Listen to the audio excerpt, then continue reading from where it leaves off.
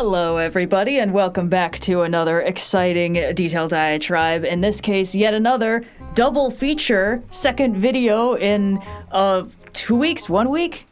Short interval of time with both of us in it. About mummies, no less. Y'all are being treated to a deluge of mummy media and an abundance of red and blue being in the same video together. Oh, yeah, and this one's more scripted than this one's less scripted than the last one. Damn it, I've been doing better on the sleep thing than the last one of these we recorded, and somehow it still doesn't even matter.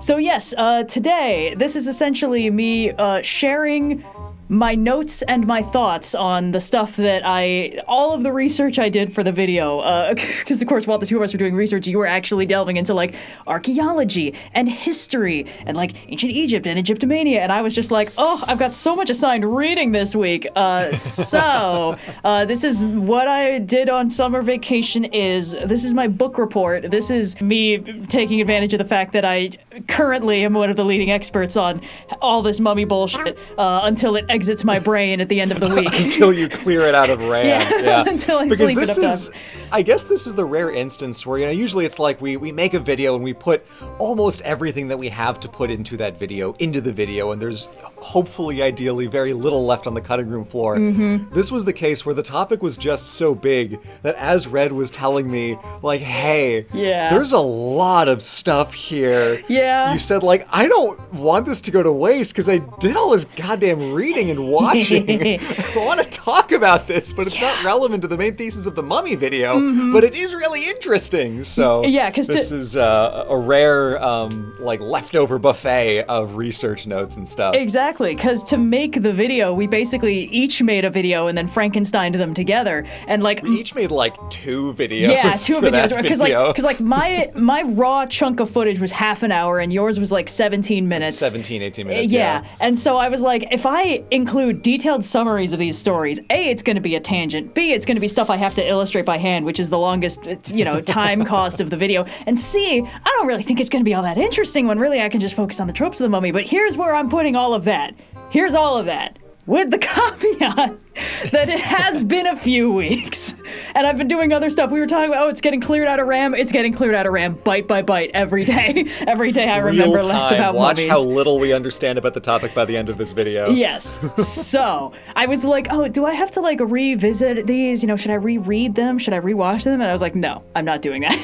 We're just doing our best. Yes, much funnier if we don't, hopefully. So what we're going to do, not just discuss the mummy media, because I'm not just going to do a bunch of book report summaries one after the other and expect that to be fun. We're going to talk about like how much I liked them, how good I actually think they are. We're going to do we're reinventing the video essayist review format by doing that. A really esoteric rubric. The one thing we're missing is an overlong skit at the beginning of this video to intro the topic where the fate of the world hinges on us grading mummy movies. Oh, you're so right. One of us would also need to show up in like a reverse shot wearing a wig to signify we're a different character. Yeah. So I'm going down with each story will be graded on 3 separate but interlinked categories. How good are they in each of these regards, and what I think about them. Most important, naturally, is mummy riz. How cool is this mummy? How much charisma do they have? How important are they to the story? Second category, did I have fun?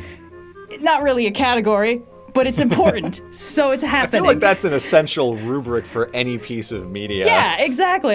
This doesn't have very much to do with is it good? It's more like, was it fun for me? And the final category, you might like this story to attempt to be like, hey, if you are interested in these, like, here's the kind of person who I think would actually get a kick out of, revisiting this. Because a lot of these were interesting, but only some of them were like, yeah, I think this would be up somebody's alley. And this is great because we have the triforce of entertainment media criticism, because Mummy Riz is an objective category.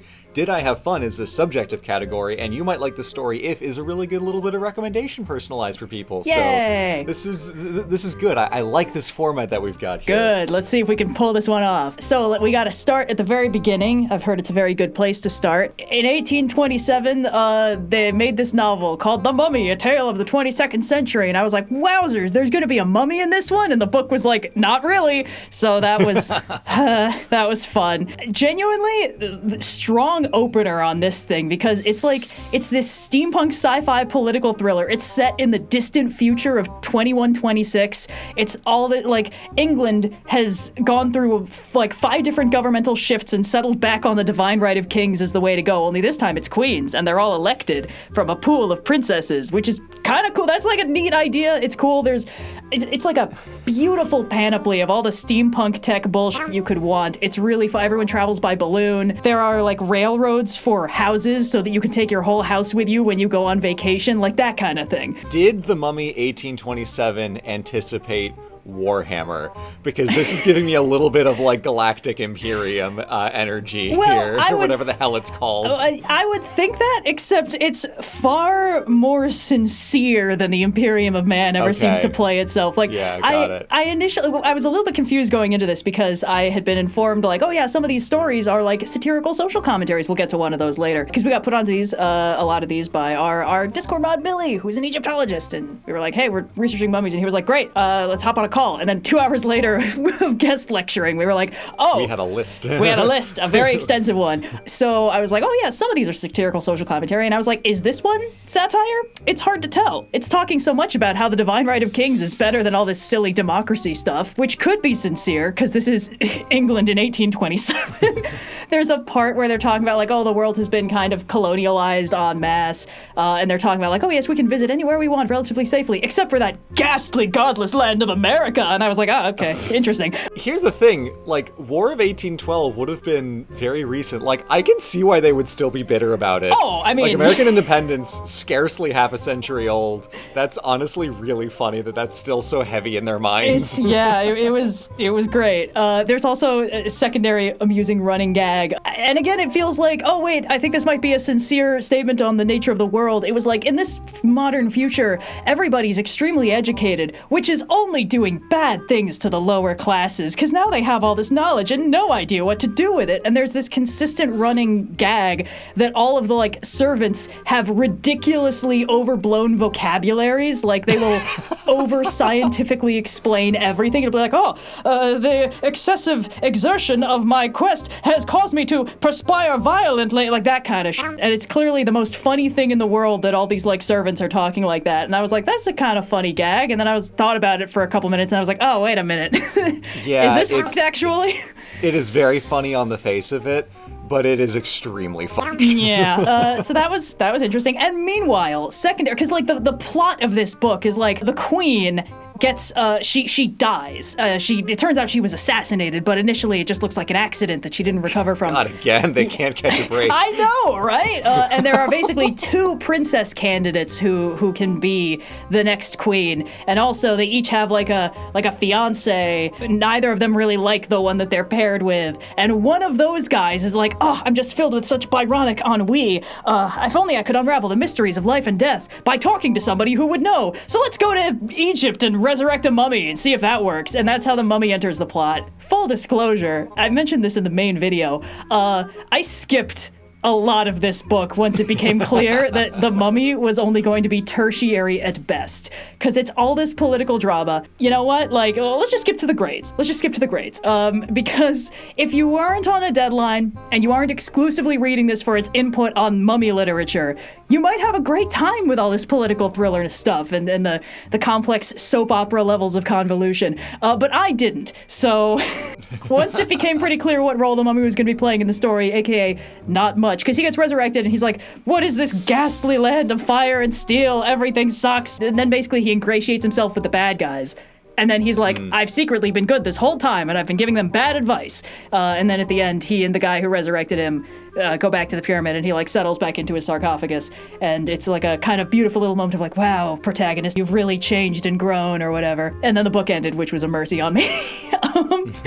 But I feel bad giving this one like a harsh critique, because I read like 40% of it total, and then just kind of was like, I have so much else I need to get through to make this video listen, on time. Not every media is going to be a perfect fit for the needs of the reader or the purpose of the analysis project that you're doing. So I can see why this is This is good with a big asterisk, and for none of the reasons that you needed it to be good. I would say this one is very interesting. It's probably a fascinating little time capsule of, like, that era of early thoughts of science fiction, that kind of thing. Also, the mummy in the story is resurrected with the futuristic galvanic power of electricity, so it's got, like, Frankenstein vibes, which I think is kind of interesting, if you take it in the context of its contemporaries. All of the steam-powered visions of the future, I think, are really interesting, which is why I do recommend that if you own at least 2 pairs of steampunk cosplay goggles, you should check this book out. I think you'll really get a kick out of it. Selecting for a narrow Venn diagram of people who came to this video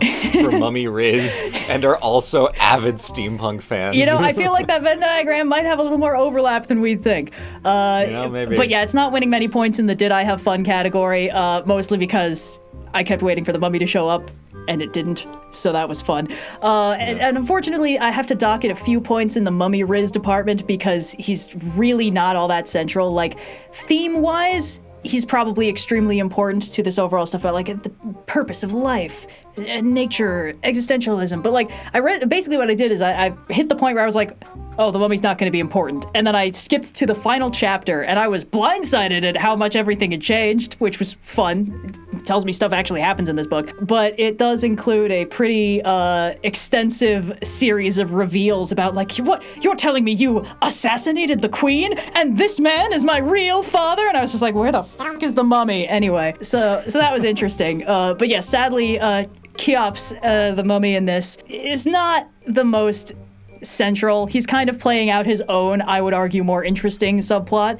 But he is framed with this, like, genuinely quite heartfelt narrative. He's a remarkably tragic figure. The story sympathizes with him a lot because it's not great to be traumatically resurrected into a world that's unrecognizable to you, assuming you're probably in, like, the afterlife, but the bad one. I also mentioned this in the main video, but he ends up revealing that he's been atoning for a horrible crime committed in life, and that it was he killed his father so that he could romantically pursue his own sister. And it's like, oh, this is extremely par for the course with ancient Egyptian royalty, unfortunately. Like, I feel like that had to be known at this point. Surely the ancient Greeks wrote some shit about that. One would think, because by this point, hieroglyphs had been translated for 5 years, so... At least limited. I don't know, maybe they had just figured it out, but they were also scandalized by it. They're like, we're gonna make this a plot point. Yep, so, I guess. Yeah. So, next on the list, the actual satirical comedy, Some Words with a Mummy. Edgar Allan Poe's throwed his hat in the ring. And it's short, and it's goofy, and it's so funny, but only if you Google a lot of the jokes. The fact that it's the Poe story is the goofy one, insane off the bat. Yeah, I was expecting some, like, gold bug shit, but no, this one's just goofy as all hell. Because it's, it's a good, wholesome mummy unwrapping party. They use the futuristic galvanic power of electricity again, and then the mummy wakes up and goes, hey man, I thought you were cool with mummies. What are you doing? And they're like, Gadzooks, I swear.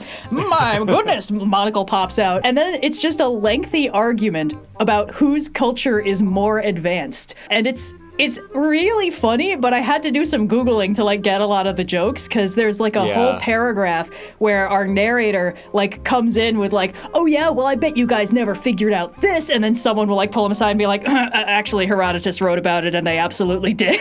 Like, that kind of, just to write, like, oh, I bet you guys couldn't figure out how to do proper glass, and they're like, yeah, they did. Like, that kind of thing. And it's just this lengthy back and forth. Although, this version of Ancient Egypt is pretty much pure science fiction explicitly, because the whole joke is like, this mummy guy is like, oh, I wasn't dead when I was mummified. We mummify ourselves to put ourselves into stasis to preserve our already extremely long lives. We naturally live 700 to 800 years. And it's like, what? Why the hell are you mummifying yourself? And it's like, well, it's important to be able to keep the historical record up to date. So, like, maybe a historiographer will write a book and then, like, put himself in stasis for 1500 years and then wake up again and see how everyone's been misinterpreting his book, so he can just wake up and start giving them corrections. And I was like, hold on. If you guys are living 800 years anyway, why would information deteriorate at the same rate it does for us? Like, so I was like, okay, this can't be a story I think too hard about, but it was that kind of thing. And I'm talking about like, oh, we had ancient Egyptian railroads and like ancient Egyptian elixirs of immortality, that kind of thing. It's called the Nile River. No, the only one we need. In this case, they are arguing about like, well, can you match our railroads? And it's like, yeah, those are cute and small, but we had big railroads that we used to move entire buildings. I was like, it's weird that specific bit has turned up twice in these early stories. I'm almost wondering, like, was that a thing that people were trying to do in the 1800s? Were they like, railroads are great, but what if we could put whole buildings on them? I don't know. Someone who knows more about it, tell me. That's a great question that I don't even know how to begin Googling the answer to. Right? But yeah, it's a very funny little argument between a room full of affronted good American boys and the ancient Egyptian duke, I believe. Alla Mistakio is his name. And I was like, okay, all right, sure, why not? They all have goofy names. So yeah, I thought this one was pretty funny. It gets an A in Did I Have Fun because it was short. Also, it's good. Unfortunately, this mummy is a little bit risless. He's just a guy, just a dude. He gets a little bit overwhelmed at the end because basically the way that the Americans, quote unquote, win the culture war is that they're like, oh, well, I bet you've never even heard of Dr. Palastrios's famous pasties. And the mummy's like, I haven't. And it's like, aha, well, you see. Therefore, we win. And our protagonist, our narrator, is like disgusted by this. And he's like, you know what? I'm gonna have myself mummified. Oh my He's God. like, I want That's to see. like what's in my pocket level bullshit riddles. Truly, yeah. So yeah, he was like, and now I want to be mummified. I'm curious who's going to be the president in 2045, and life stinks in the year 1845. And it's like, well, no arguments there. Anyway, and I think that you might like this story if you think it is very funny when Americans get reminded that other countries exist, because that is kind of the entire joke of this one. If you're European, you're probably going to have a ball with this one. It's short, it's sweet, it's goofy. I'm just imagining, like, Americans getting surprised the rest of the world exists. Like, I'm from a land called Egypt, and they're like, oh, what's that? Is that west of the Appalachian Mountains? Is that one of the new states we just made? Oh. Gee willikers. I mean, I guess it's west if you go far enough. It's weird to me because in my head, I'm always like, Poe's got to be British, right? Everyone from this era was British. And it's like, nope, he's a good old American boy. I think that was, in many ways, the project of the 1800s in England, but, well, you know. Yes. So, next on the list. God, everyone's catching strays in this video. Well, mostly England, let's be real. Yeah. Lost in a Pyramid / The Mummy's Curse, written by Louisa May Alcott, author of Little Women and a bunch of other stuff, but that's the one I mostly know her for. It's a very fun little short story because these protagonists are so bad at staying alive. Because like the whole thing is like framing sequence. This young couple, they're engaged, and the man is telling his fiancée this story about how he got this little golden box full of strange-looking seeds, and he's like, oh yeah, I found that on a mummy that I had to burn to escape a pyramid I got lost in. Then I found out later she was supposed to be some powerful sorceress with a curse on her, but I'm sure it's fine. And his fiancée is like, wow, that's so charming. We should take some of these seeds and plant them. And he's like, oh, I don't know, darling. That seems like a bad idea. In fact, just to be sure, I'll throw them into the fire. And then he throws them into the fire. But then like 3 months later, the day before their wedding, he's like, I've got a surprise for you, darling. I actually had one of those seeds grown special just for you. And she's like, I've got a surprise for you too. I did the exact same thing, but I can't seem to shake this mysterious cough I've acquired. So like, yeah, so they're so fucked. And then like, she's like, oh, it grew a single perfect flower. I think I'll wear it with my wedding dress. And he's like, that seems like a capital idea, darling. She's like, oh, she's cool. She doesn't seem sick anymore. She seems full of vivacity and life. And then he gets an urgent telegram that's like, bad news. The guy you had growing this flower totally died. And he told me to send you an emergency message that it was definitely the flower that killed him because it's cursed. And he's like, oh no, who could have predicted this? And then surprisingly, his wife doesn't die. She just kind of gets withered into this mindless husk that he then takes care of for a while, and it's, I guess, romantic or something. Anyway, I thought this story was absolutely hilarious. Just a top tier comedy. It's an A in the Did I Have Fun category. Sadly, 0 points for the mummy Riz because this mummy does not reanimate and the curse is just a plant. There's no actual supernatural element. It's just extremely poisonous. Mummy's just in the sarcophagus like, get a load of this one, you dumb idiots. Oh, if only somebody had warned you. And yeah, I think you'll get a kick out of this story if your favorite part of the horror movie is when the character wanders into the most obvious death trap imaginable and just is like, excuse me, John, are you in here? Like right up until the moment where they get axe murdered. It's top tier comedy. Cannot be beat. Are there Arthur Conan Doyle wrote one of these, lot number 249. It's a little bit longer than some of the other short stories. There's a little bit more room to like grow tension, except most of the tension is just about the main character trying to politely navigate an extremely awkward friendship with a very rude person. And that guy, is really funny. Yeah, well, because they're like, they're dorm mates at, I think, Oxford, and he's like a doctor, or like a medicine student, obviously. Conan Doyle only knows how to write one protagonist, but that's fine. You could very easily headcanon this is like young John Watson. Oh, yes. Yes. Absolutely. And then his downstairs roommate is an eccentric genius, a master of Oriental languages. It's like, okay. And then he gets called downstairs one day because the guy has like a panic and a faint. You know, this is England in like the mid to late 1800s. Everybody's always fainting for no reason, and I'm sure it's got nothing to do with, pea soup fog and all the other shit going down. The lead, the smoke. The arsenic, the wallpaper. So he had a fainting spell, and there's a whole mummy laid out on the table and a mysterious papyrus scroll that the guy seems unwilling to show him. And it's like, oh, we're getting magic finally. Finally, somebody reanimates one of these fuckers with like a curse or whatever. But unfortunately, having had one social interaction, this guy is like, you are my new best friend. And Dr. Protagonist is like, no thank you. The eccentric genius type, he's a far cry from Sherlock Holmes. This guy's an actual problem. And he's also very petty, because basically he's using this papyrus scroll to reanimate this mummy and then just send it after people who are like shitty to him at school. It's like, oh, this like, I don't know, football star or whatever. I mean, it's England. It's probably not football, but you know what I mean. Like this jock got attacked by something, and they're like, well, maybe it was like an escaped like a great ape or something, because it seems to be bipedal, but it was terrifyingly strong. And it's like, how many escaped great apes did they have in England in the late 1800s? Everything I learned about this time period makes me more surprised that anybody survived. Yeah, no. Yeah. We have such a wealth of information about all the insane ways people died in the Victorian period, but I am, frankly, I don't think I should be surprised, but I nonetheless am that so many of these stories are from big-name authors were just getting in on a legitimate trend in literature, but each took a completely different approach to it. Yeah. It's so odd and interesting seeing the variety of different kinds of stories each of these authors told, and how in some ways it plays very against type for the rest of their catalog. That's genuinely fascinating, as like, okay, we know Edgar Allan Poe for like The Raven and stuff. Mm-hmm. We know Conan Doyle for Sherlock Holmes. Yeah. We know Ms. Alcott for Little Women, but all of this stuff is so wildly different from the rest of their catalog, or the most famous parts of their catalog. Yeah. It's nuts. I think it's genuinely fascinating as like a counterpoint to their most famous works. Absolutely. I think it's like a fun illustration of the fact that like most writers enjoy branching out. They don't tend to typecast themselves. Somebody who mostly writes like this kind of domesticity, slice of life stuff might be like, yeah, let's delve into absolute horror for a little while, as a treat.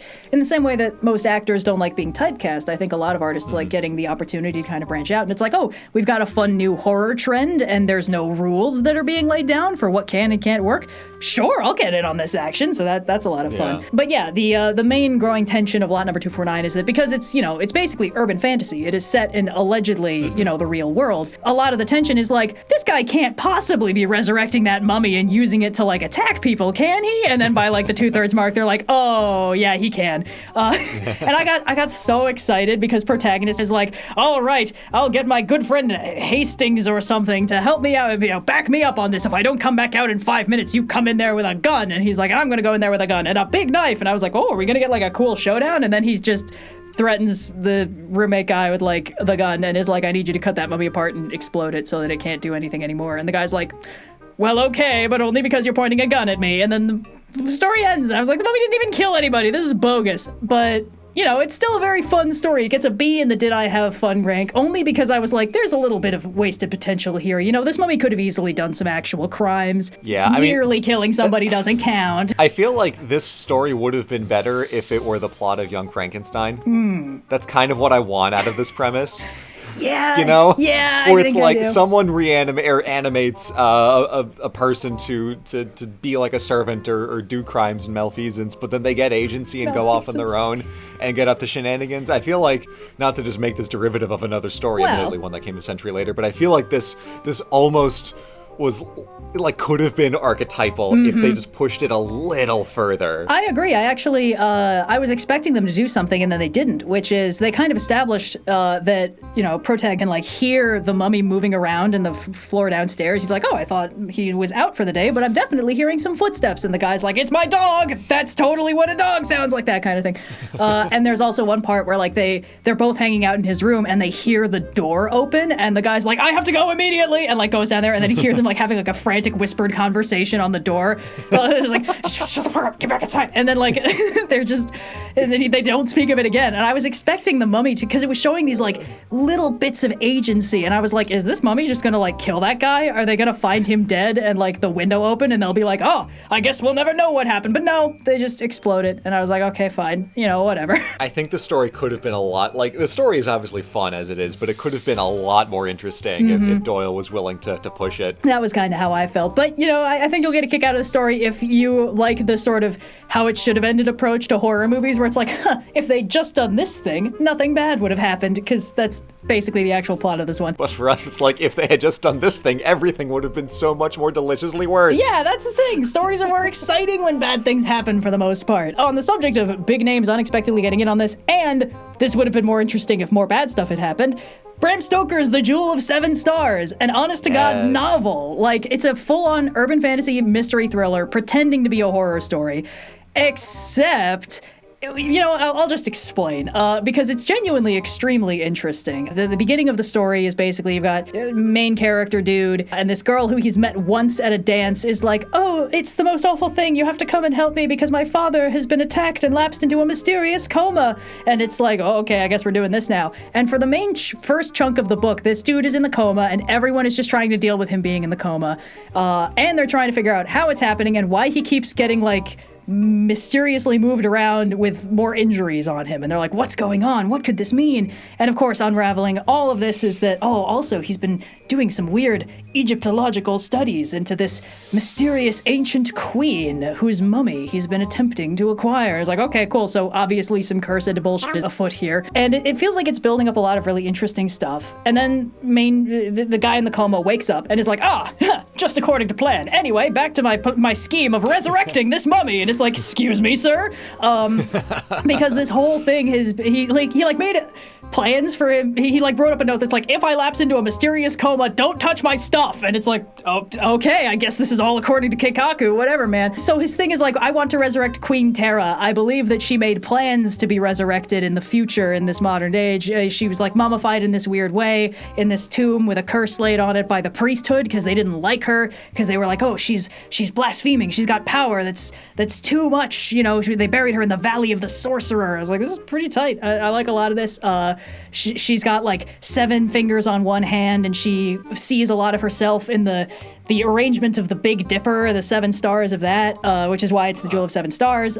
She has like a gem with 7 points of light in it that perfectly map to the constellation, or the asterism, I guess. And there's a really fun little tidbit I like. I gotta say, while I was reading this, before I got to the ending, this was my favorite one of the bunch, which, spoiler alert. This is great. The really cool thing is that, like, when they're talking about, like, the arrangement of the constellation, they're like, so how do you know when she wanted to be resurrected? And he's like, well, that's the thing. The stars in that constellation have moved ever so slightly over the last few thousand years.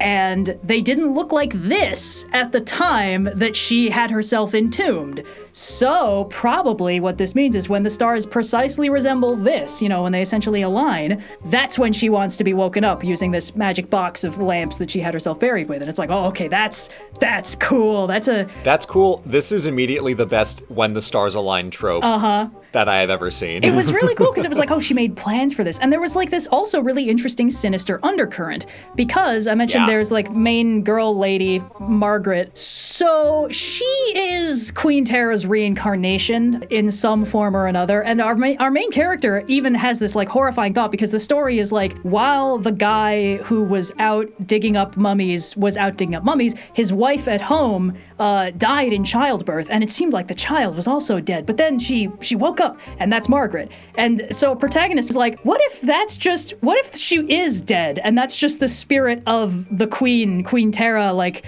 in her body? And he brings this up to them, and they're like, yeah, maybe. she seems fine. And he's like, oh, I guess it's fine then. Would that be fucked up or what anyway? I'm Bram Stoker. Yeah, seriously. But like all of it, and they even bring up like, oh, Margaret doesn't really resemble her mother or her father, but she does resemble very deeply the phenotype of Queen Tara. Is like, whoa, guys. Okay. But like, it is, it's an interesting point. So this whole thing is happening and it's building up this tension and like, it turns out the guy who was in the coma was being attacked by her like mummified cat, which was coming back because it was like her sorceress familiar. It was this cat with like 7 claws on one hand and Margaret's also got a little kitty and it's like, wow, history really does move in cycles. Anyway. Your Honor, the cat did nothing wrong. Yeah, right? Yeah. That cat is innocent. That cat is innocent. The cat is fine. And this whole thing is playing out and Queen Tara she's like mummified and they're like, we think that we can resurrect her using this and we think this was her plan. And she starts kind of like possessing Margaret, not like overtly, mostly just like Margaret's like, I have the strangest feeling that she'd approve of what we're doing and maybe even that she wanted to come to this future time so that she could find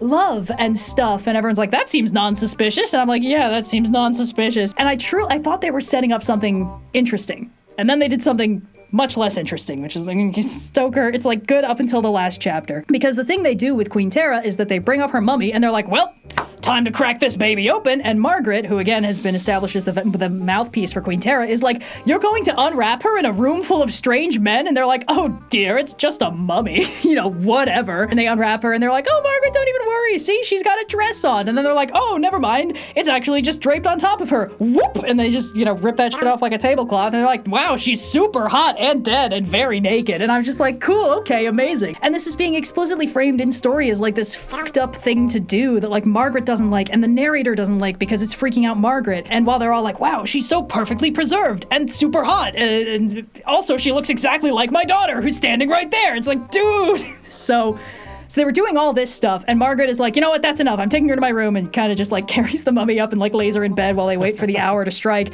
And I was like, you know what? Queen Tara has been saying that she's on board with this whole thing up to this point, but we did open the book by establishing that like Queen Tara has been telekinetically murdering people who've been getting in the way of her resurrection and was maiming this dude, who was causing problems. And now they're like, we think we're all on the same team. And I was like, I mean, maybe you were before you did that to this queen. So I was kind of expecting like she's gonna wake up and then go on a rampage. And then what actually happens is not that. Because there's 2 endings to this book. There was one that was original in 1903 and one that was updated in 1912.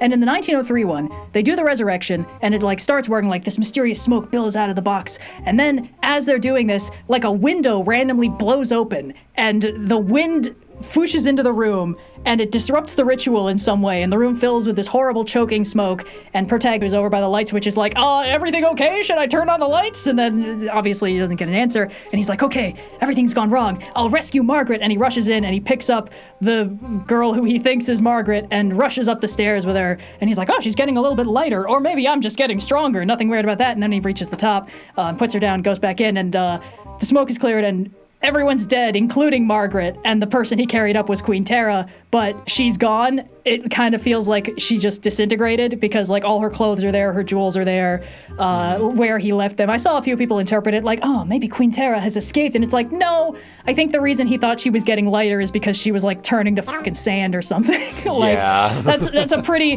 when somebody escapes, they don't perfectly shimmy out of their clothes and leave them exactly where they lay.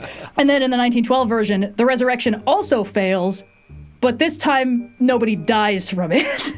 And it's like, so Queen Tara never gets to get resurrected. They're like, well, that was weird. Anyway, it does have one kind of redeeming quality, which is at the end, like, Margaret and protagonist get married, and then a few years down the line, he's like, I just can't stop thinking about that poor mummy. It kind of sucks that she never got to get that new life into that true love she was talking about. And Margaret, Queen Tara's reincarnation, basically looks him dead in the eye and goes, Jeremy, you're so fucking stupid. Because that's what this is. Like, it's strongly implied that, like, this is the true love that Queen Tara wanted. And I was like, that's fine, but I wanted a rampaging girl boss mummy. So if there was ever a justification for the old fix-it-fic, I feel like this is a great opportunity to just take the book up to the 90% mark and just rewrite the ending, make it like a writing exercise of like, how would you finish Jewel of the Seven Stars? The Jewel of Seven Stars, sorry. Yeah. That's so goddamn cool.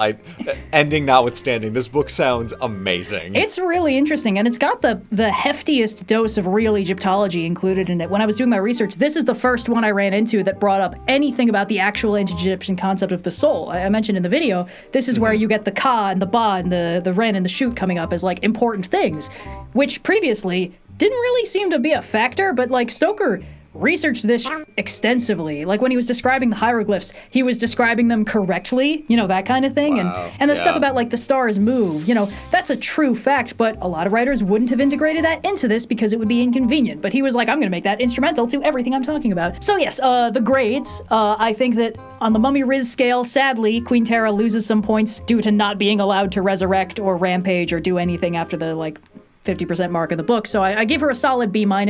It kind of feels like Stoker had this idea of making her this kind of Dracula-esque, terrifying, supernatural force, and then started getting increasingly sympathetic to her as he wrote her, and was just kind of like, maybe she just wants true love, but she cannot have it because of reasons. And it's like, okay, cool. And the thing is, like, I'm a big fan of Deus Ex Machina and Diabolus Ex Machina. I think they can be used extremely well. However, spending the whole book setting up this cool magic ritual and then just having it fail for, like, barely any reason at the end, I felt cheated, and that made me flimsy. Sad. Yeah. I wish he took a third crack at it, but clearly he was determined to not let the resurrection succeed, so I don't know what it would have looked like if he actually did it a third time. Well, it's like, if you're gonna rewrite the ending, like, commit. Like, don't have basically the same thing happen, Bram. Come on. But, God, this is such a cool book. Yeah, like, again, so much of it is really interesting and really solid. But the thing that occurred to me is that, like, Stoker kind of does this a lot, because if you read through Dracula, the whole ending thing is that he's got this plan to, like, reestablish his empire in England, and it's like, whoa, Nelly, that would be super interesting. Gotta nip that one in the bud before it gets anywhere. So they just, like, chase him down while he's asleep and kill him, and it's like, oh, okay, that's fine, I guess. He doesn't tend to go for the actual big supernatural apocalypse thing. If you were making this an action movie now, the Mummy would rampage. Dracula would make it to England, start establishing his empire in that way. But they just kind of don't really let that happen, and it's a bummer. A little bit of lost grades on the Mummy Riz category, but an A- for the having fun until I reached the last chapter. This was my favorite of the bunch, and it's got a lot of really cool ideas that later Mummy stories use better, which is good. That's a good way for this to end. But you probably would like the story if you wish Dracula had less Dracula in it. Yeah, I'm so fat. I want to go read this. I mean, I've got stuff to do, but I want to go read this because it sounds really cool. My dad had the same reaction because I mentioned this to him, and he was like, oh. And then he was like, I found a version with both endings. I was like, oh, okay, have fun. And then he was like, it's interesting. The ending's bad. And I was like, oh, okay. Yeah. So, yeah. Next on the list, the last of the big weird name drops. Imprisoned with the Pharaohs, written by H.P. Lovecraft, officially licensed by Harry Houdini. Wild. It's so nuts. Absolutely wild. Because it's like, it was a story in Weird Tales. If you see on the cover, it says by Houdini, because this was supposed to be like a thing that really happened to him. I guess it's just all these people loved Houdini at the time. They were like, he's our current celebrity. Everything he writes turns to gold. Give us fun, fictionalized adventures, accounts of times that you got tied up real good and got out of that sucker. And then they commissioned a young up-and-coming writer, H.P. Lovecraft, and he was like, oh yeah, I can do that, but I gotta include some nightmarish horrors and at least one elder god. And they were like, man, do whatever you want. Houdini's name is going on it. That's incredible. I am admittedly very struck by the fact that the Sphinx has, like, the Chad face for some reason. Why is this the most, like, Sigma-looking Sphinx I've ever seen in my life? That's a really good point. Why does it look like that? Famously, the Sphinx is missing its nose. You'd think they would have remembered that. Anyway, so this allegedly being a travel log from, acclaimed escape artist Harry Houdini based on some shit that went down when he was in Egypt in 1913. It is framed mostly like, oh yeah, some stuff went down. I toured New Cairo and found it extremely distasteful for reasons that aren't going to be examined because Lovecraft. He gets lured into a trap because his guide gets into like an altercation with another local, and then he's like, yes, the only way that we can resolve this, the traditional way that we Egyptians Egyptians resolve all of our grievances is by bare-knuckle boxing each other on the top of the Great Pyramid at moonrise. And he's like, well, that sounds capital. Let's go see what that looks like. They get there and there's a huge line of people resolving their disputes by boxing on the top of the pyramid. Yeah, right? Like, is the point that whoever falls off the pyramid first loses? Anyway, the logistics of it don't really get unpacked all that much because they have the fist fight, and then they kind of start talking about like, oh, this guy thinks he's so great being able to escape, anything. Well, can he escape this? And then they just jump Houdini and tie him up and start lowering him down a really long hole. And like, this is being Lovecraft. He really gets a lot of mileage out of this one situation.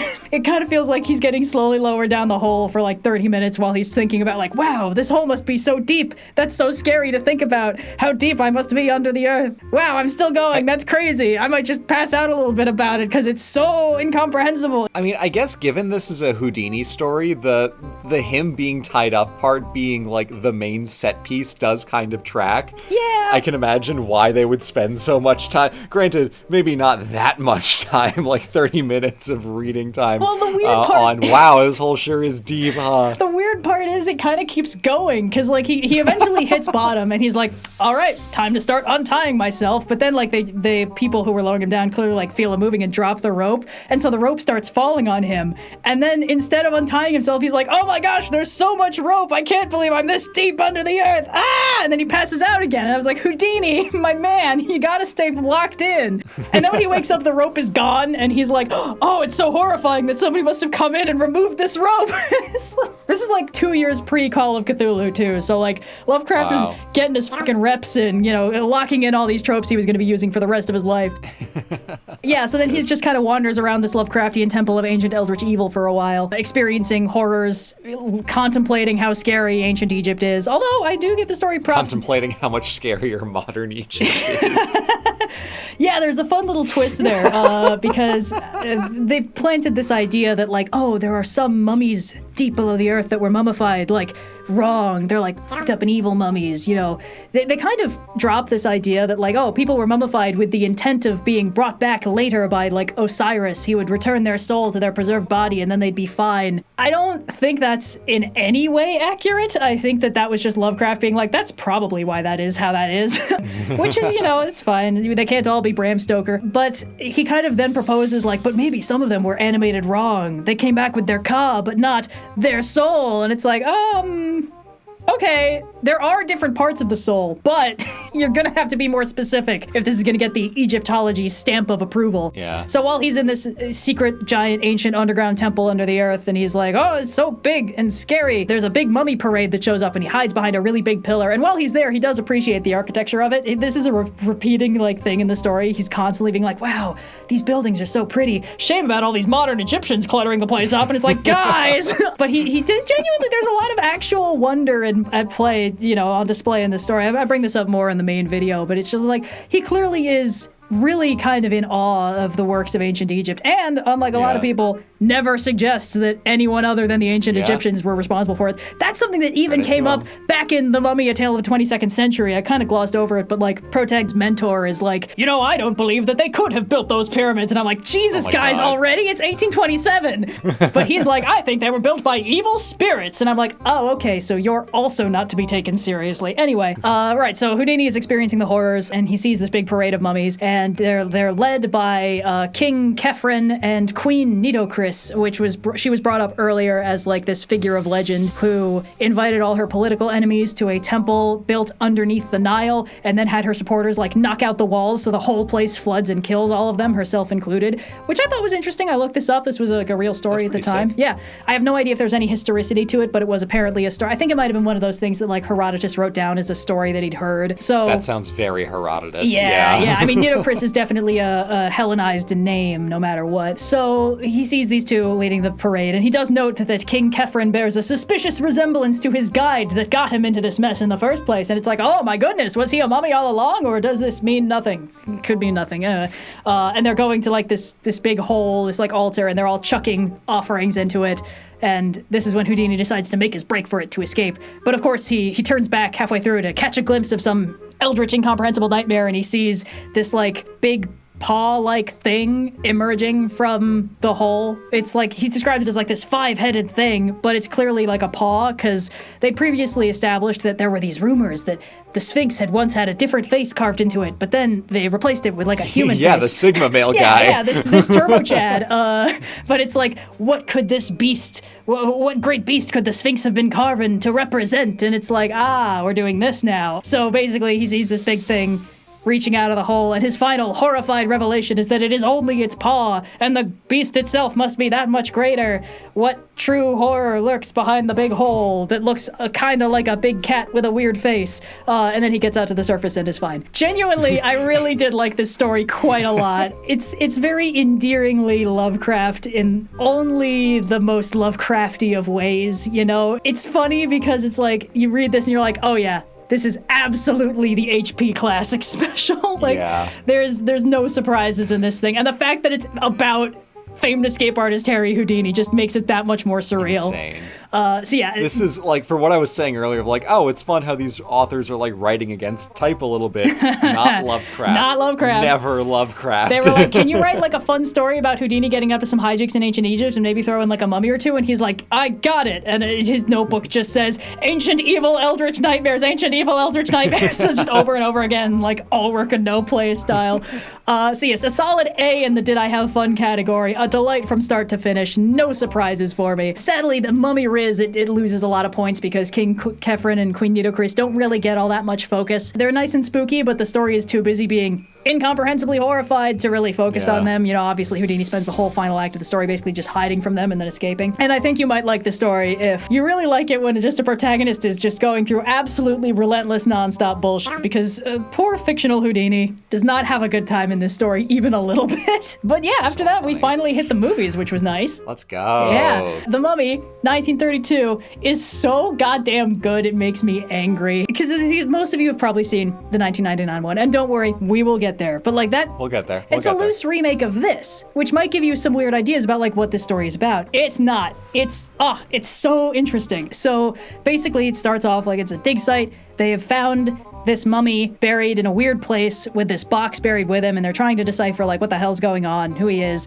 and they're like, oh, this is how interesting. He seems to have been interred in a sarcophagus with all the protective spells carved off of it. How strange. I guess he must have done something real nasty to have that happen. The two older archaeologists leave outside to go talk about like what's up, you know, what's going on, what do we think this is, should we mess with it, because they find this box, and the box is like, don't open on order of Amon-Ra or be smote with horrible curse. Yeah, basically. And so they go outside and they're like, oh, we absolutely shouldn't open that box, and we definitely shouldn't mess with anything inside of it. And it's like, oh, but the pursuit of archaeology. But they left this dipshit young intern in with the mummy and the box. So obviously he gets curious and opens it, and he's like, oh, a mysterious scroll. How interesting. I'll start transcribing it and reading the hieroglyphs aloud as I write. Oh my God. So obviously the mummy wakes up, and the guy looks over as the mummy very slowly reaches into frame to pick up the scroll and just kind of, escort himself out. And obviously the intern goes irreparably screaming mad from the experience. It's quite haunting, actually, because he starts off screaming and then he just starts laughing hysterically when the archaeologists come back in, and they're like, what the hell happened? Why is the box open? What was in it? Where is it? Where's the mummy? And he goes, he went for a little walk. You should have seen his face. It's like quite haunting, actually. And then 10 years later, the son of one of the older archaeologists is off on a dig, or like rather wrapping up a dig, and they're talking about like, oh, it's wild how my father swore never to come back to Egypt after whatever went down 10 years ago, and that intern of theirs who tragically went mad and died in an asylum. How crazy that is. And then Boris Karloff opens the door, and it's like, uh-oh, guys. But he walks in, and he's like, hey, so we Egyptians aren't allowed to dig up our own tombs, which is why I'm conscripting you white boys to do it for me. I have found evidence of the location of the tomb of Princess Ankhesenamun, so you should go dig that up for normal, non-suspicious reasons. And they're like, sure, okay. And get another intern who can transcribe and read aloud. Yeah, right? So obviously, they find the tomb and they're like, wow, this is perfectly preserved, unsealed after all this time. This was shortly after the opening of King Tut's perfectly sealed, unplundered tomb. So this is very much drawing on the same. So the movie is 32. What year does the movie take place in? It takes place in 1932. Okay, great. The 10 years prior flashback at the beginning is 1922. So it's very much like the contemporary modern one day. So they're like, okay, let's dig up this tomb, see what happens. And they find all this stuff, and then they have to like house it in the Cairo Museum, and it's so funny because they're so mad about it. Like, like white boy archaeologist number one is like, oh, it's a dirty trick that Mr. Ardeth Bey played on us. By the way, 1999 Mummy fans, the name that Boris Karloff gives them is that he is Ardeth Bey, and DiCaprio pointed at the screen when it happened. Yeah. But it's like, it's a dirty trick he pulled on us, making us store this stuff in the Cairo Museum rather than its true home in the British Museum. So that's all happening. And then we start seeing Ardeth Bey, quote unquote, looking contemplatively / longingly down at the mummified princess whose tomb this was. How strange, I wonder what's up with that. And like, the tension that this movie establishes is so good. Like, a lot of people watching this probably already knew because it says Boris Karloff is the mummy, and Boris Karloff doesn't look like anybody else. So like when they're like, oh, where did this mummy go? And then Boris Karloff opens the door like that damn Big Bird gif and is like, hello, I am a normal human being. It's like, oh, I don't think he is, guys. It's good meta-narrative tension because you cannot go into this movie not knowing about Boris Karloff, especially not, in 1932. Nowadays, as youngins don't have the classical education we need. Yeah, but, exactly. It uses the meta narrative and I guess the marketing in a way of like, the poster is a spoiler, but it is in service of dramatic irony, which is pretty cool. It's something you can't really do in text quite as well. No, not so much. Whereas when it's like, oh, I see this man's face.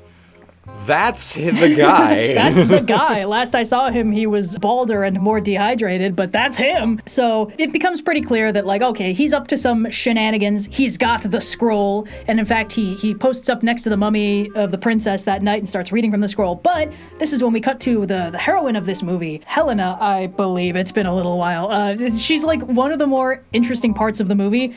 Loosely, as I say on this slide. Also, there's like some main characters or something. Truly, it is all about the mummy and this lady. So props to the poster for, not bearing the lead on that. Because she's off at this party, gazing wistfully out at the pyramids and talking about how much New Cairo is an absolute shithole. And it's like, guys, I get it.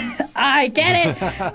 But they also bring up like, oh, yes, she's the daughter of a diplomat and also some local Egyptian lady with a really long family tree, which is clearly meant to plant that like, oh, perhaps she has some connection to what's going on here. And when Boris Karloff, Ardeth Bey, starts reading from the scroll, which we know would clearly probably make the mummy wake up, Helena instead responds. She kind of goes into this weird trance, sort of zombie-like, walks out, gets a cab. The idea of like a woman in a trance hailing a cab and then telling it to go to the museum and then like muttering under her breath in the back seat like Imhotep over and over again. It's like that the cab driver's not paid enough to comment, man, but absolutely not. Yeah. This is like 2 steps more complicated than a cartoon character smells like a baked good and are physically dragged by like the waft of delicious like pastry scent. Yeah, she gets like a bib tied around her neck by the swift of mummy smell. So she gets to the museum, but the museum is locked and she kind of like bangs on the door a little bit. And that's when white boy du jour shows up and is like, oh, what's going on here? And she's like, I have to get in. And then she passes out and he's like, no, I guess we better take her home with us and, get her some smelling salts or something. This is 1932. They don't just sound like 1800s people, but you know what I mean. Gonna get some smelling salts, see? Hey, more like that. She's got a lot of moxie. Don't worry. We'll be talking about that when we get to the next mummy movie. So he gets busted by a security guard and then kills the security guard. Or rather, I think maybe the security guard is implied to have died of fright, which is basically the same thing. But then, because Ardeth Bey is like on speaking terms with white boy du jour's dad, the older archaeologist from the beginning, so he goes to their house and immediately sees Helena like sleeping on the couch and is like, oh my god. But he like plays it really cool. He's again cartoonized like a wooga. But like genuinely, he like please someone make a Looney Tunes version of this movie. Oh my god. Just cut out the middleman and like Mummy 1999, but also Brendan Fraser from Looney Tunes back in action. Just split the difference. We can have it. We can have it. We could have had it all.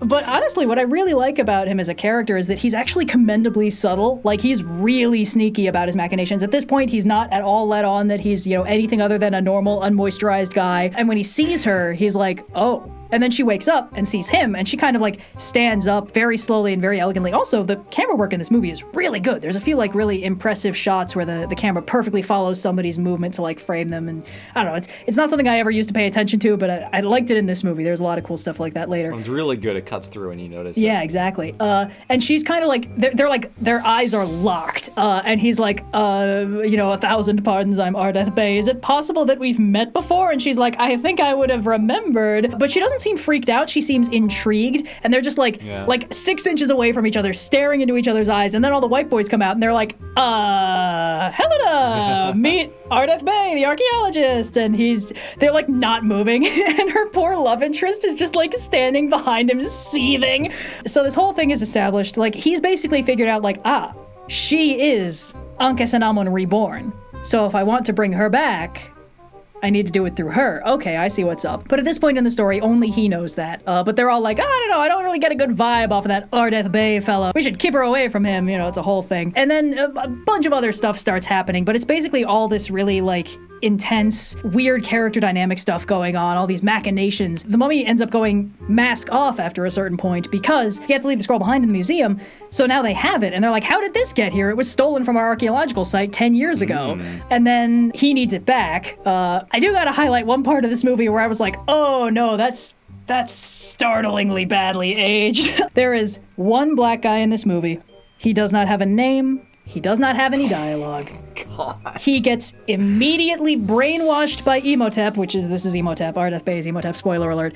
And it is implied that this is some like fucked up genetic memory thing, that's why he could do that. And I was like, oh God. So yeah, that made me feel like I was getting crunched like a JPEG. Because like earlier they almost like had their head in the right place of like, oh yes, this lady who was born to an Egyptian mother has a meaningful connection to like ancient Egypt, and we're not completely saying that modern Egyptians don't belong here. And then they come out with this and it's like, fuck.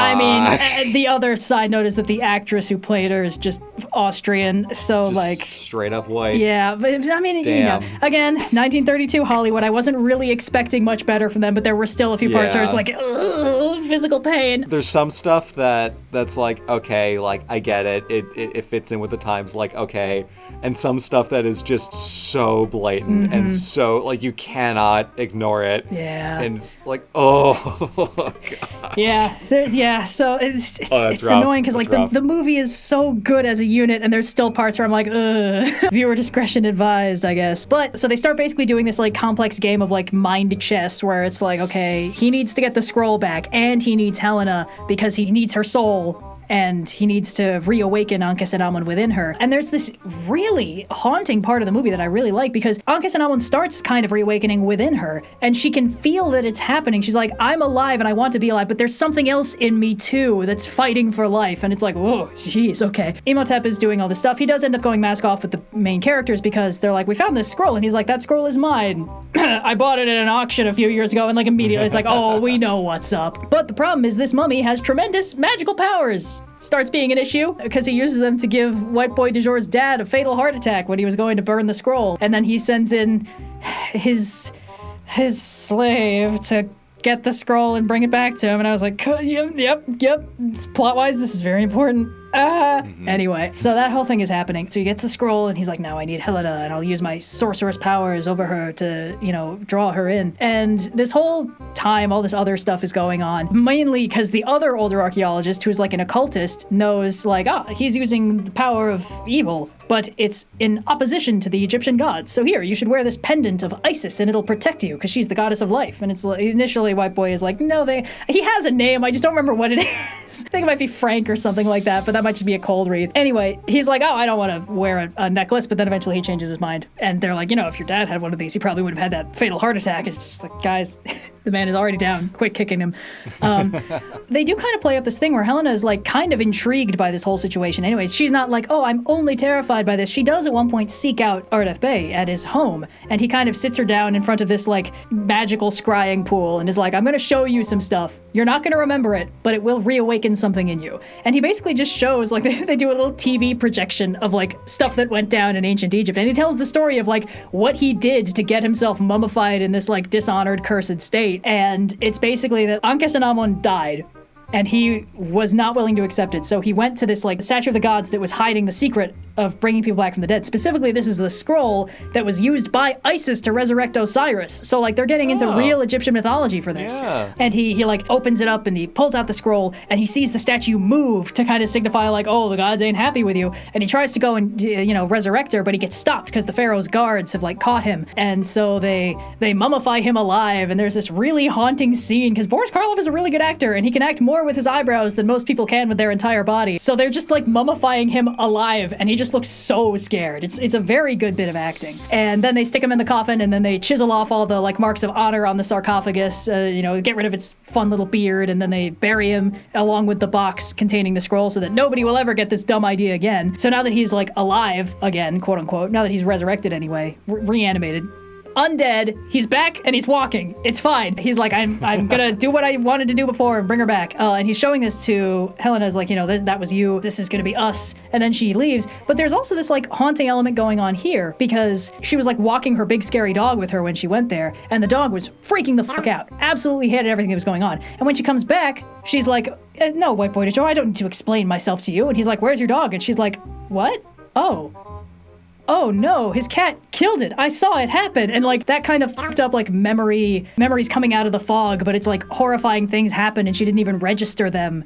Like it really gets across how haunting and weird this is, which I thought was very interesting. And then they sort of start doing this sequence that feels a little bit Dracula. A lot of this feels a little bit Dracula, up to and including his powers can be repelled by this holy symbol. Yeah. His influence over her mind starts growing. So like every time they leave her alone, she starts trying to convince her like nurses to let her go, to let her out. She has to escape. And then but when she snaps out of it, she's like, whatever I say, you can't let me out, that kind of thing. Yeah. But then they're basically like, this is killing her. Like she actually can't survive if this keeps up because her soul is kind of trying to rend itself asunder. So next time this happens, we have to let her go and then we'll follow her. But the next time it happens, white boy du jour is like, I'll use my pendant to protect her by hanging it on the doorknob. And then Imhotep is like, okay, cool, instant heart attack time. So he manages to like get back over to the pendant in time to not die. But of course, when he pulls it off the doorknob and passes out, Helena opens the door and walks out in a trance and hails another cab, gets gently lifted by the scent of another delicious pie. And so eventually the two archaeologists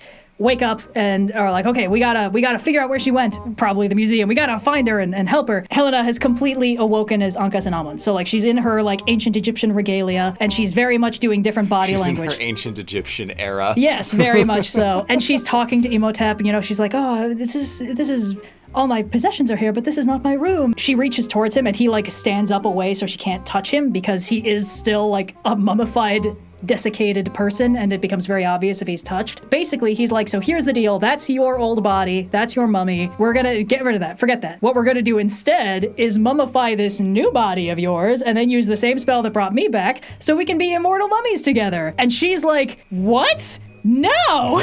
Are you serious? Because she was like a Vestal priestess of Isis. So she's like, I don't have any truck with Anubis or any of that undead bullshit. No thank you. And he's like, yeah, this is not up for debate, actually. I'm going to have my trusty slave over here stab you with this big knife and mummify you. And I was like, ah! Yeah, so that whole thing is happening. And then our archaeologists turn up and are like, oh no, we have to stop him. Obviously, he's got profound sorcerer's powers, so he starts doing some bullshit.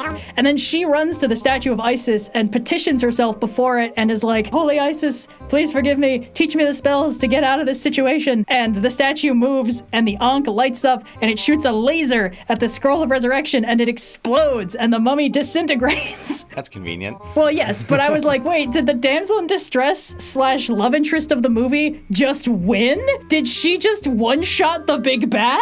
And yeah, that is what happened. Turns out the archaeologist did absolutely nothing except, I guess, draw aggro so that she could get to the statue. And then she like collapses and they're like, oh, her soul is attempting to return to ancient Egypt. Call to her so that she can awaken. And he does, and then she wakes up And then the movie ends. I was like, okay, cool, great, amazing. So, Wild. yeah, a ride from start to finish. A+ on this mummy. He's so good. He's a bad guy, obviously. His plan does involve, killing an innocent woman and resurrecting her ancient past self and being undead lovers together forever, again, Dracula style. But, like, he's such a profoundly tragic figure. It's so interesting. And they keep highlighting this over and over again. Like, when Ankhis and Amon wakes up, she even mentions, like, wow, no man has ever suffered for love as much as you. And it's like, yeah, this poor guy has just been absolutely through it just because he liked you too much. The fact that it was clearly mutual, like, she loved him back. It's like, oh no, this actually is really sad. But then she's like, we should just be allowed to, move on. Because in the same way that Helena was like, there's something else in me and I can feel it trying to be alive, Ankhis and Amon is like, no, I don't want to die. I want to live in this strange new world, even if it's nothing like how I recognize it, even if I'm different. And it's such a profound narrative of, like, death and stagnation versus life and change and growth. And, like, it's just in the middle of this goofy ass theoretical, like, progenitor of the B-movie horror genre. So, like, that's shockingly complex for what we would expect this movie to be. A+ for this mummy. Peak. So good. Boris Karloff absolutely kills it. He's so good. I'm not sure if I was supposed to sympathize with him as much as I did. There are some tropes that this could be playing into which have sort of gotten a little bit deprecated with social progress and, like, globalization and better understanding of, like, people are people no matter where they're from. But there is this sort of archetype of, like, the wickedly alluring foreign sorcerer ensnaring our white ladies, that kind of, like, this is a trope, and that could have been something that was supposed to immediately signal, like, you are supposed to find this fez-wearing man automatically sus. But he's just such a profoundly interesting character, and he's portrayed so well that, like, even when he is in his, like, maximum scary villain mode, you're like, damn, this guy's been through it, man. Like, I feel bad. Like, he shouldn't be doing that, but man, poor guy. And yes, the only reason it gets an A- in the did I have fun category is because there were, a few, like, oh, right, 1932 Hollywood, cool, like, like moments of, but for the most part, it's a very, very good movie. It's very well put together. A lot of the shots are just super pretty. And they do some interesting stuff. Like, I didn't realize this until I was going back through the footage for the main video. When I described that ending of, like, the Ankh blasts out a laser and the scroll burns and the mummy disintegrates, like, yes, that's all what happens in story. But what happens on screen is the Ankh briefly glows, and then it cuts to a reaction shot from the two archaeologists being like, whoa, that's a bright light that's being flashed. And then it cuts to the scroll on fire, and then it cuts to the mummy closing his eyes and slowly getting, like, transparency, lower opacity over a more desiccated version of him. And then it cuts to the archaeologist being like, whoa, Nelly, that's a thing that's happening. And then it cuts back to him, and we eventually see him, like, go low opacity over, like, a version with a skull exposed. And then it cuts back to the archaeologist going, whoa, Nelly, we're looking at something that just fell to the ground. They're selling it so well through the reaction shots and the effects that I just assumed I had seen the effects play out as intended. And that's good cinema. That's good cinema, because usually when that kind of stuff happens, it's painfully obvious. So for it to kind of get past you like that, that's impressive. Yeah. That is really impressive. Yeah, it's not bad at all. 8 years later, Universal was like, that mummy thing was successful. Let's do it again, but worse. And then we get The Mummy's Hand, 1940. It is nowhere near as good, in large part because it features no Boris Karloff. Our cast of characters is, once again, there's an archaeologist. He's got a bumbling comic sidekick. Those guys are actually pretty fun. The main villain of this piece is a scary Egyptian archaeologist again, played by one of the guys who played Moriarty in the Basil Rathbone Sherlock Holmes. So that guy was just getting typecast as bad guys, I guess. And the very beginning of the movie we see is basically him rocking up to this ancient tomb where this ancient order of tomb guardians are, and this old guy who you can see on this poster in that throne in the back, the guy who's really tiny because he's not important. Yeah, there he is. It's funny, they don't even show the actual main bad guy on this poster. Anyway, so he's like, oh, my child, I am very old and stuff, so I'm just here to provide some exposition before I die in 2 minutes. Here, walk over to my viewing pool so we can recycle some footage from the 1932 movie with nobody noticing. So he brings him over and starts showing him the story of how this mummy, who's not the Boris Karloff one, it's a different mummy. You see, this princess, she died, and he was like, I can't stand for this. I'm going to go steal the secret to immortality from the statue of the gods and try and bring her back, but it's not going to work because it gets caught by the pharaoh's men and mummified alive, and then blah, blah, blah. So it's just the exact same story, the exact same backstory, except it's not the Boris Karloff mummy. And they basically use all the wide shots of Boris Karloff where you can't see his face, and then they cut in this new guy for the close-up shots. And the secret to immortality is no longer a scroll, it's a big box full of leaves. They're like magic leaves, and the mummy stays alive that way. Because technically this mummy never died, he just got really crusty. So that's something. And they're like, yeah, we use this mummy as a guardian to protect the princess's secret tomb. And the guy's like, how interesting, but what if I used it for crime? That's impressively lazy filmmaking to cut that many quarters and just straight reuse footage like that. Damn. Yeah. I mean, fine, it's 1940, but like, damn. It's kind of funny too, because if you're paying attention, you can notice that like they tried to make it so that the new guy's costume looks the same as the reused footage of Boris Karloff in ancient Egypt, but he's got a slightly different arrangement of like bracelets and arm decorations, so every time it cuts to the wide shot, you're like, hey, where'd his arm cub go? Anyway, so they're trying to like find the princess's tomb, because they're like, I tell you, bud, we're all flat broke. We should find a nice tomb to plunder. It's 1940s, archaeology, whatever. There's some genuinely quite funny stuff. Like, I gotta give it to this movie. The main character dynamics are so much more exciting than they were in the 1932 one, where like the fact that the main characters are in the movie is barely relevant for the most part. It is all about the Imhotep and Helena like drama. Whereas in this one, like there's genuinely a lot of funny dynamics. Archaeologist guy and his comic relief buddy are like, we're flat broke. We don't have any money to do any expeditions to plunder some tombs and make some money. Comic relief sidekick, he's like, not to worry, friendo. I tell you, Barnum was right. There's one born every minute. And they like scan through the bar they're in, and this like portly older gentleman in a really nice suit has just walked in with like a bowler hat, and he's like, see, I'll go scam that guy out of a few smackaroonies. And then he goes over, and meanwhile the archaeologist notices like a big sign behind the bar. It's like, the famous stage magician, the great Venzini, and it's just the guy who they're about to try and scam.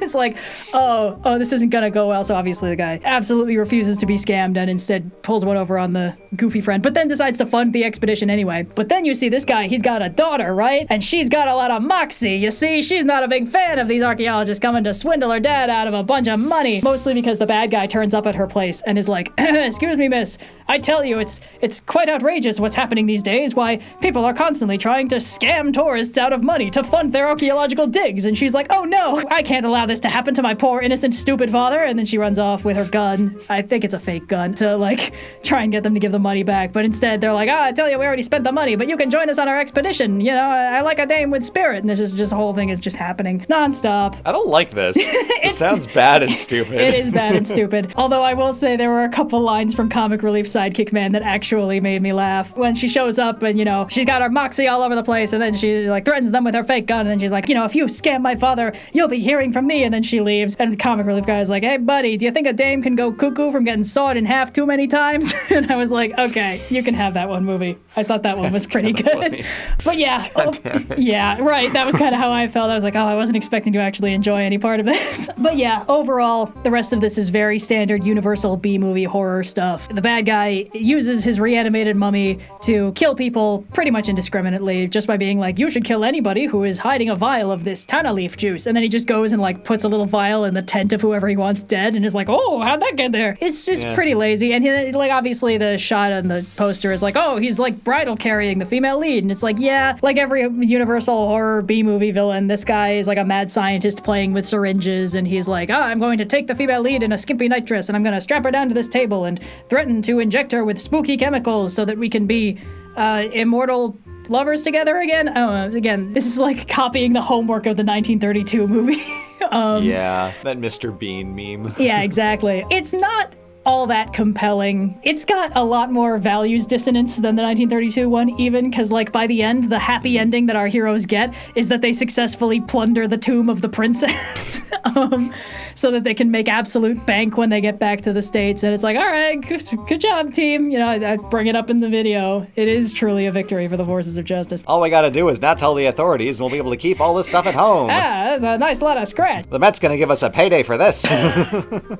Yeah, so nowhere near as good. Straight C for the Mummy Riz. He's got really no personality. He's, I guess, compellingly intimidating and spooky, but he's got no personality. He can't talk. He's basically just instrumental in establishing this image of the bandage-wrapped, shambling mummy, usually serving as like a minion to some greater evil. Influential, yeah. Iconic, only visually. You know, there's not a lot going on here. I gave it a B+ in the fun category, even though it's nowhere near as good as the previous movie. It's still fun. The character dynamics are kind of entertaining. It's goofy. They've got some fun rapport with each other. The villain's schemes to sow mistrust between them are, again, kind of compellingly smart, turning the heroine who's got a lot of moxie against the boys by being like, oh, they might be scamming your darling father, like that kind of thing. That's compellingly slimy. I appreciate that, but I can only recommend this movie to folks who dig it when a broad's got a lot of moxie, see? Just looking at this poster versus the last poster, you can see how far the medium has had to make its cuts after the Great Depression really took its toll. Oh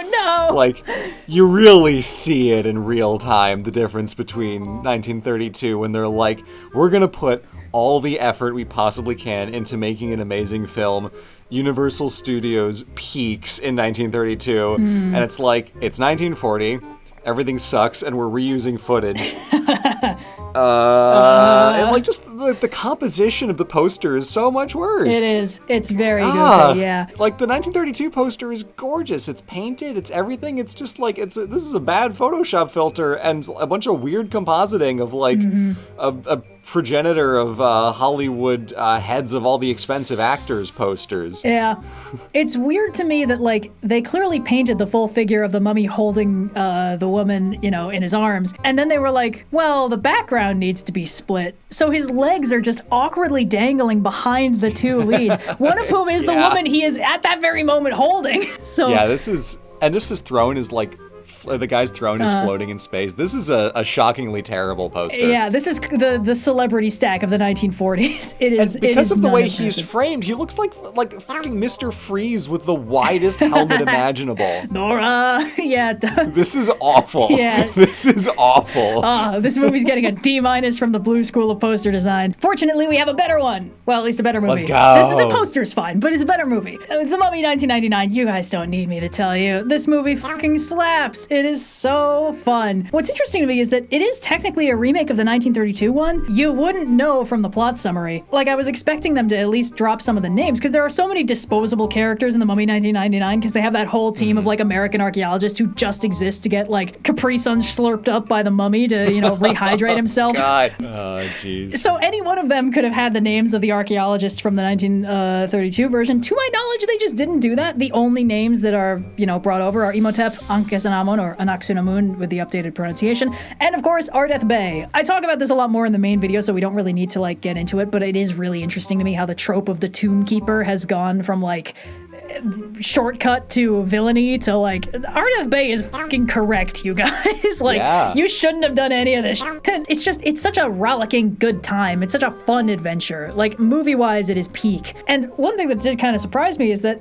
a lot of the key plot points from the 1932 movie actually turn up in The Mummy Returns, up to and including the central focus on Ankhesenamun Reborn. I don't remember if you've ever watched it. I have not. Well, it's got a scene where I've only seen the Mummy 1999. Ah, yeah. Well, you know, it's really all you need. Of course I have, but, like, that's the only one of the collection I've seen. Yeah. Haven't seen the Scorpion King, which is part of the same franchise. Oh, yeah, it is. But they've got a scene where Imhotep sits down with Reborn Anaxunamun and basically does the thing he did in the original one, where he shows her, like, here's what happened, here's our story together, here's our history together. And in that one, you know, with reused footage from the 1932 God, movie. I wish. Back when I was played by an actor with much more impressive eyebrows. It's interesting because in the Mummy Returns, she's like fully on team bad guy. She's like his right-hand minion because she wants to be mummified and become immortal. So again, it's slightly less interesting than the interplay of stuff that they did in the 1932 version narratively, but it's still cool and it is clearly drawn from the same source. Whereas the Mummy 1999 is basically like, what if we did that backstory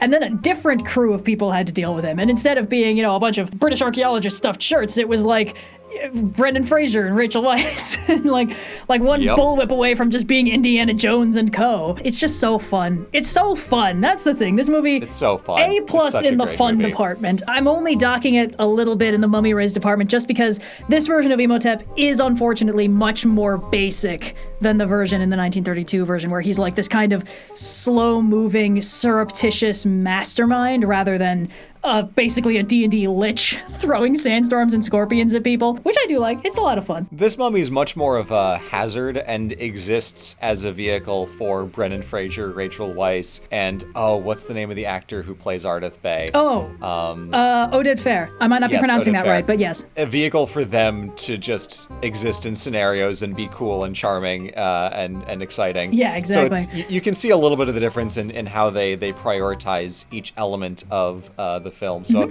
I can see why this movie can have good, but like not on the same level as Boris Karloff Mummy Riz, but still be just so extremely fun. I feel like this is very much in the same vein of like what Jurassic Park is for paleontologists, where it's like it doesn't need to get everything right, but this movie is goddamn perfect. Oh, yeah, absolutely. And one of the interesting things was kind of noticing what elements came through from the original and what parts kind of got punched up or changed. Because there's that little thing about, like, in The Mummy 1999, instead of it being, wear this pendant, it'll scare off the mummy, they're like, he can't stand cats. He's terrified of cats. Which is interesting because in the 1932 one, they're like, the mummy has a pet cat. And in fact, a big statue of Bast behind him because it's like, she's sinister. She's a sinister being. And it's like, I don't think that's accurate. So I'm kind of glad that they changed it to instead be like, cats are anti-mummy. Neither of them feel particularly Egyptologically correct, but I do think it's an interesting change. It's very difficult to have a bad time watching this movie. It is very difficult to have a bad time with this movie. Yeah. You might like this movie if you have eyes. You like it when people are hot.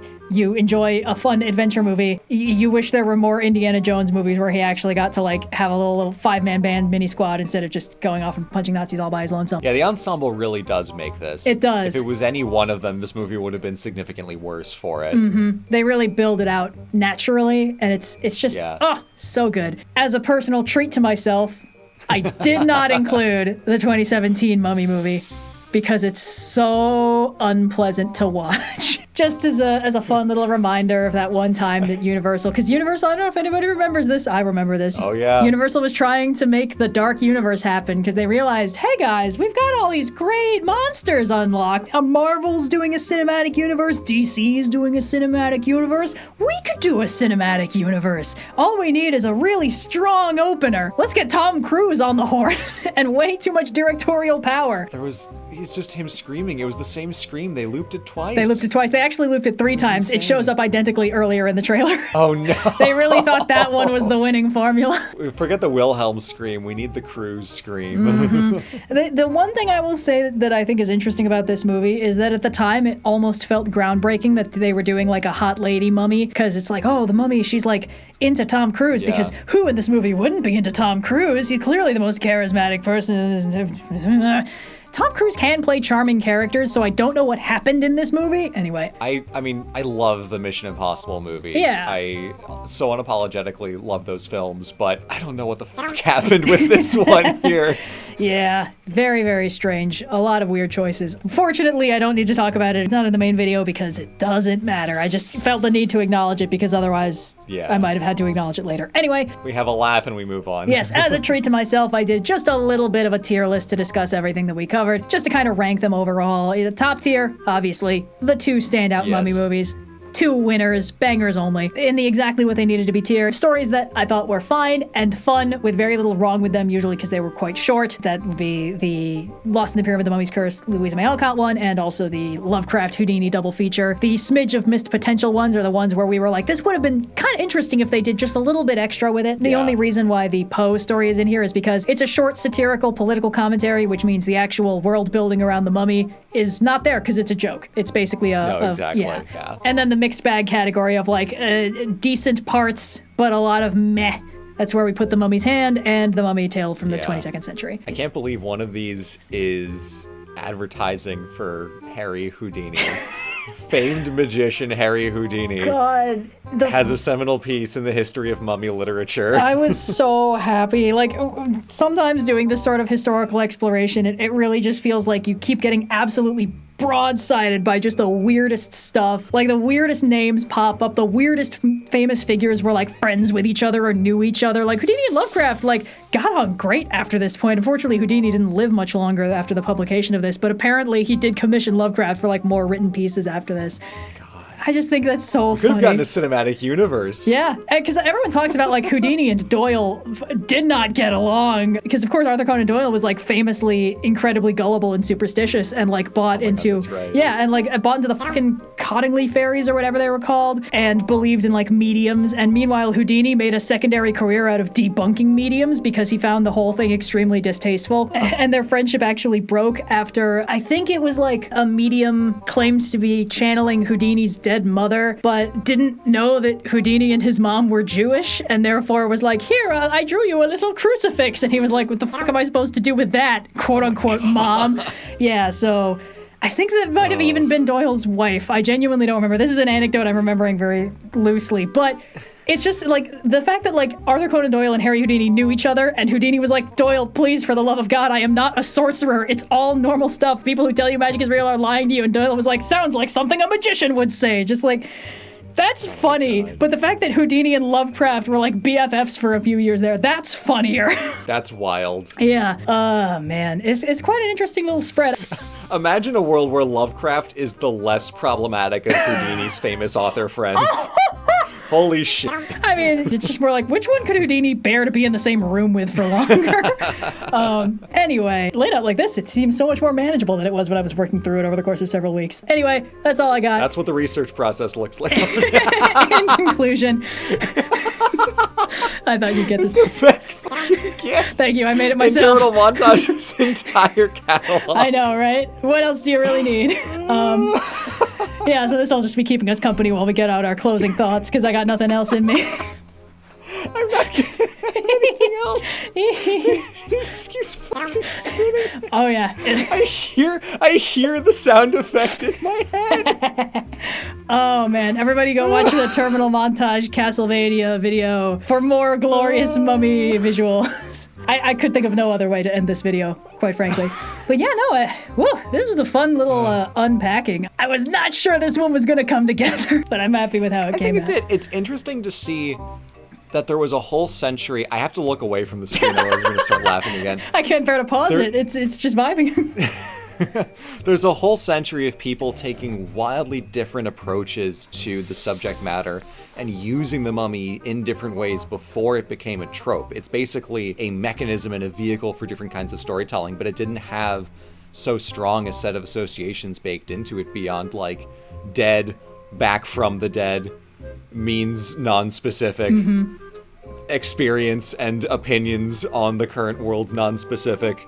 Go nuts. Yeah. And then once we basically get Boris Karloff in 1932, the genre is essentially locked. And what people do with it varies slightly afterwards, but we're all kind of operating from a new origin point of the Boris Karloff movie. And not that it came up in the slideshow, but Abbott and Costello and the Mummy is the best cinematic universe of Universal's catalog, being, of course, the Abbott and Costello Monsterverse movies, which are so goddamn fun. That's an extension of the 1941. That is the Mummy that shows up in like 5 different sequels, including Abbott and Costello Meet the Mummy. Okay. Yeah. Sadly, it's the boring one.